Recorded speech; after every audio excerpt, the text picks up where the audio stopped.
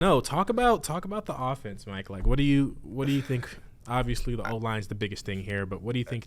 What did you see? I'm tired, man. I'm so tired of having the same conversation about the Bears. Yeah. Week in and week out. Every week we're talking about the defense is good and the offense struggled. And the defense was great and the offensive line, couldn't stop a nosebleed. It's the same conversation that we're having every week for every year of Bears football. So I think before we get into all the negatives, which there are many, why don't we talk about some positives? So, I like to be an optimist. I like to see the world with a half glass full mentality. A little bit hard after yesterday, but Justin, what were some of the big positives that came out of the game yesterday? I mean, for me, let's talk about the QB1, right? Caleb got more than 93 yards this game, right? We broke triple digits. We broke broke triple digits, 23 or 37, 174 yards. I mean, yes, 2 interceptions and 7 sacks is not good at all. No. But, I mean, he just looked more confident, especially when he stayed in the pocket, right? Yeah. And I think even one of the announcers said, I can't remember their names, but he even told the announcers, like, hey, I'm not comfortable when I'm, scrambling around like I'm Patrick Mahomes. That's not what he does, right? So, I felt like Shane Waldron must have heard this podcast, and I know the eye roll is hilarious, but, they were successful in their short yard gains. I mean, a lot of good passes to DJ Moore, for sure. I think we were definitely missing Keenan Allen. I mean, he was just another weapon that we could have used in the arsenal. Couple of good runs by Swift. I think they could have used him some more, definitely. Cario Santos, in my notes, I put Cario Santos as a god. Yes, he is. He definitely kept us in this game, and I mean, I just thought, we still don't have an identity yet as an offense, and I keep saying, like, oh, it'll come, but also at the same time, I'm like, let's look at I hate to, there is positives about this game, right? Yeah. Like, Caleb, when he wasn't being pressured, he looked fine, right? Yes. But that O-line, good Lord. 7 sacks. Last positive I want to say, defense played their butts off. Yes. You go into Houston in prime time, hold them to under 20 points. You got that huge turnover to end the game. On Houston's last drive, they gave the Bears a chance to win the game. They played their butts off. I think allowing less than 20 points to a really, really, really good offense like the Texans have, that's a good day at the office. And you're going to win a lot of football games if your defense can play like that. And we've seen back-to-back weeks they've been really, really good. I think this was actually a best-case scenario outcome for the defense. So they played their butts off. They get, major props. But the offense, Alex, can we throw up the offensive graphic, please, for me? 7 sacks. We had 27 rushing yards from people not named Caleb Williams. We were 6 of 17 on third down. We only had 205 yards of offense, and we averaged 3.1 yards per play. That's all I got to say. It's terrible. It's terrible. I think, where do we start? The offensive line? The offensive line's terrible. I mean, truthfully. I mentioned in the pregame show how this Houston Texans team, the strength of their defense is their edge rushers, right? Danielle Hunter and Will Anderson. They dominated this game. They did. They dominated this game. Justin, you ever play Madden against like one of your friends? Yeah. And they know all the cheese blitzes. Of course, and, you hike the ball and your quarterback's getting sacked right away and they found a way to kind of glitch the computer. That's what the Texans did. That's what the Texans did. They got to Caleb so fast, he could barely catch the snap half these plays. Yeah. And, we mentioned 7 sacks. Probably should have been about 9 or 10 had Caleb Williams not evaded some pressure, thrown the ball away. Obviously, we know with pressure, sacks are the number that everybody looks for. But 36 pressures the Texans got. 36 pressures on 37 pass attempts from Caleb Williams. Yeah. That is ridiculous. Ridiculous. Now, when you pressure the quarterback, obviously, you speed up his mechanics. You don't allow the receivers to get open down the field. It blows up the whole offense. And that's exactly what happened to the Bears. They had no shot. And then, specifically running, they couldn't run the ball at all. No. I mean, they averaged what is that, like not even 2 yards per carry? It's ridiculous. I mean, the offensive line truly was dreadful. I thought in particular the tackles played terribly. Darnell Wright and Braxton Jones were awful. Yeah. Nate Davis, what are you doing? Like, what? There was a play where he's like running downfield and he's like looking back, like, dude, block somebody, hit somebody in a white jersey, please. Yeah. It was just dreadful. And you know, we'll stay on the offensive line, but we weren't able to scheme away from that, and that was a big problem for the Bears. But the offensive line.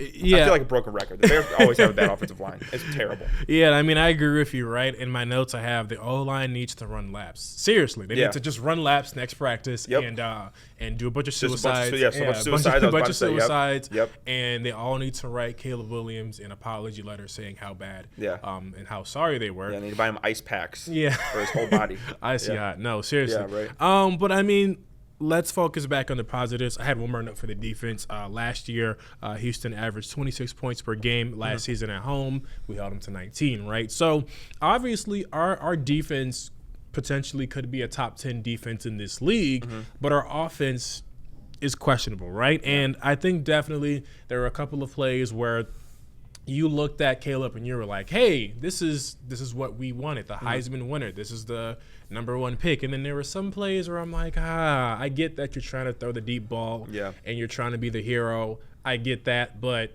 not against the Houston Texans, right? I mean, they're the Houston Texans for a reason, right? Yeah. And their defense is incredibly good. And, I did mention, like, the Bears' defense was good. I mean, there was also some times where I'm like, what are we doing? I mean, and that's only to fault because it's C.J. Stroud and the Houston Texans, right? Yeah. I mean, these guys are probably not only one of the top teams in the AFC, they're Super Bowl contenders, right? Yep. And I mean, Nico Collins had a day, right? Yeah, he did. He was eating up Tyreek. Yes. He was eating up Tyreek Stevenson for sure. He was 135 yards, 1 touchdown, 8 catches. You know, it just.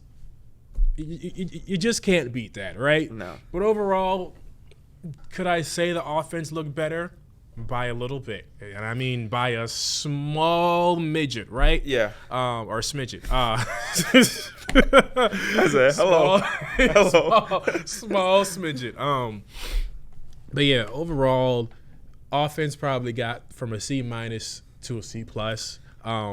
Offensive line, once again, is just not Offensive great. line's gonna have to redo the whole course. They're gonna have to they have to go to summer school. they gotta go back to summer school and take that. So I'll continue what you were talking about with Caleb. Yeah. And you know, in the beginning of the game when the Bears were running the quick game, you know, he was getting the ball out quick. He was making good decisions. That was all good and dandy, right? Later on in the game, when the Bears were down and they were in clear passing situations, not only was the pass rush absolutely killing him, right, but he was also trying to do a little too much, right? Some of those plays, he could have thrown the ball away. The interceptions that he threw, while I think they were phenomenal efforts, in the NFL, those windows, they close a lot quicker, right? We're talking about dudes with families, right? We're not talking about business majors at UCLA. You know, no offense to UCLA, but the windows in the NFL close a lot quicker. And Caleb had a few plays where he thought he could fit the ball in, and that window shut, and it was an interception, right? What you won't see on the stat sheet is that Caleb actually threw another interception that was called back because of a penalty. Listen, he threw the ball up, a 50-50 ball, to Derek Stingley. Derek Stingley was the 3rd overall pick in the draft. He was taken before Sauce Gardner. He's really good. You can't always do that in the NFL. You got to – I understand giving your guy a chance, but you got to be smart with the ball there. Yeah. And they were lucky that there was the hold on Komet, I believe it was. Yes. So yes, Caleb, you know, looked a little bit more in rhythm at certain points in the game, but he's got to get rid of the turnovers. That was an issue in this game, and you know, I don't want to. How do I want to say it? I understand that protection to a certain degree is the responsibility of the quarterback. He needs to slide protect. He needs to, you know, do this, whatever. Yeah. But there were plays. I don't really blame Caleb for a lot of this because he was getting the ball out quick. I saw a stat. He got the ball out at an average of 2.6 seconds. Yeah. That's perfectly reasonable. Yeah. And there were plays where the offensive line, they were just getting toasted. I mean, the Texans were sending 5 a lot of the times. Yeah. The Bears' offensive line wasn't picking up stunts. They couldn't handle Will Anderson or Danielle Hunter off the edge. No. I mean, what else do you want Caleb to do, really? So, again, I understand the mindset of wanting to make a play in certain instances, and I understand, you know, trying to get a momentum play. But, you know, just those windows just shut quicker than I think he thought, and he threw a couple interceptions. I thought on the drive to win the game, quote unquote win the game. The play to Rome was nice. Yeah. You know, finally we got some Rome Odunze. Yeah. Where was he all game? He had 2 catches. Right. That's another issue I have. But I think the biggest problem that the Bears have right now is a man by the name of Shane Waldron. Oh, here we go. And here we go. I'm ready to go. So He's itching. Shane Waldron was the Seattle Seahawks offensive coordinator the last couple of years. And I follow the Seahawks closely.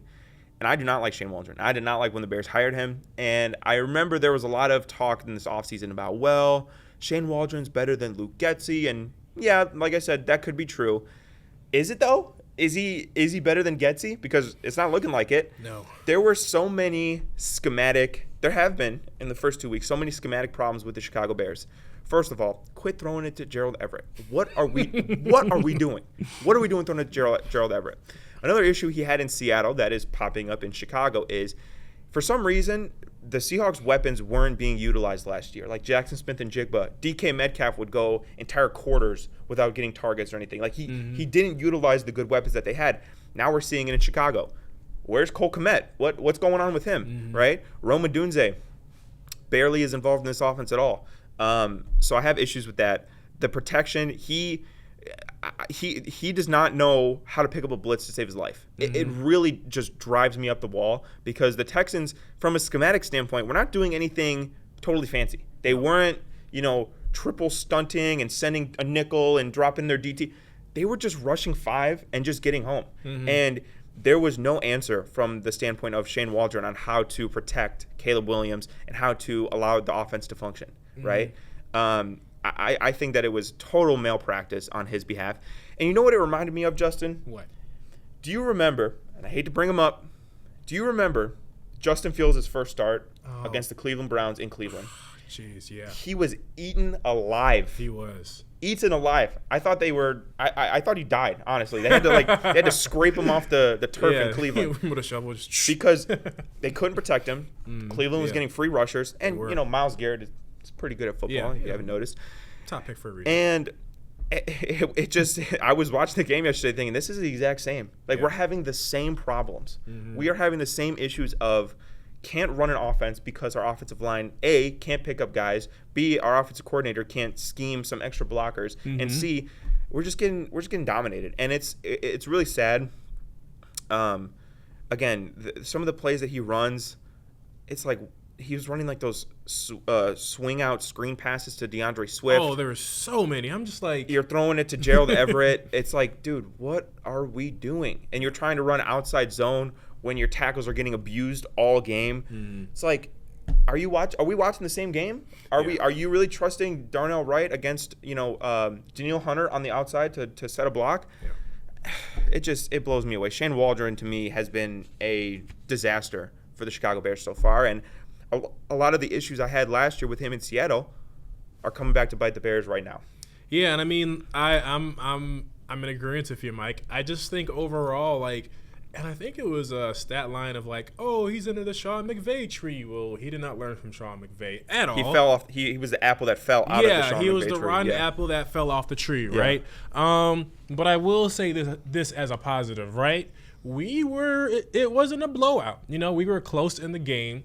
Definitely, I'll say this. At least we had an opportunity to win it. We could have just given up especially when it was 10-19 in that third quarter, we can just kind of cruise a little bit, relax, and, we'll go 1-1. But no, I'll give them half the credit for at least trying to attempt to wanting to win this game, right? Now, you about to say something? No, go ahead. I'm just still fuming. I'm still thinking about Shane Waldron. No, just steaming. Yeah, right. But, right, Shane Waldron had a lot of questionable play calling in last night's game. And, man, I just want to say, will they get better? I hope so, in the words of Kodak Black. But I just he invented "I hope so." I know. Was it "I hope so" or it? Man, I'm telling my age here. There's a meme that whatever. The moment has passed, as you can see. Yeah. But no, overall, I was I feel like we're a better team than last year, obviously, right? But we still have a lot of problems that are reoccurring from last season. Yeah. And one more thing, because I was doing my late night Twitter of the recap of the game. Mm-hmm. For all you people who are saying that Justin Fields would have done better, he wouldn't have. And everyone says, "Oh, Fields went 2-0." But did you look at the score? It was 13-6. They played the Broncos. Yeah, exactly. Their defense carried. Yeah. Now, a lot of people are saying, "Oh, if you would have just kept Justin, drafted an offensive line, you would have been better." But just as you draft any rookie in the NFL, they're not going to be good right away. Yeah, he's going to have – listen, Caleb's going to have growing pains, and he's going through it right now. I thought there were a few plays that really solidified why he was a top pick in the draft. Yes. He made some spectacular plays, some off-platform throws. There was a throw on the 3rd and 14 at the end of the game that I was watching, and Caleb gets the ball. His center just gets pushed back right into his lap. Caleb throws a highly contested ball, great coverage. I believe it was Derek Stingley. And he just missed DJ Moore on the sideline. Yeah. Just missed him. And that's the thing where it's like you see it and we got to fix it by this much, right? Yeah. There was also some miscommunication with DJ Moore. I believe it was on that comeback route on the left sideline where they were off by just a little bit. That just comes with time on task. That comes with more practice reps. Yeah. But again, I do want to say I am not overly concerned about Caleb Williams as a player. Maybe I'm concerned about his confidence after this game after getting beat up for 3 hours. Excuse me. But I'm really not. I'm not concerned about Caleb. I am concerned about our offensive line though. Yeah. I mean, I really do think that I understand that the Texans, in my opinion, the Texans have the best edge rushing duo in the NFL. Yeah. Right? Other teams got really good edge rushers, Justin. They do. In our own division, Aiden Hutchinson had 5 sacks by himself yesterday. Yeah. And DJ Moore said it himself. He said, listen, it's a copycat league. They know now, defenses around the league know that they can blitz the Chicago Bears. How are they going to respond? How are they going to fix it, right? And if they can't, it's just going to be yesterday on repeat for the next 15 games. And it's really disappointing. And there are a lot of really, really good edge rushers in this league that will completely destroy our offense if we do not fix what happened yesterday.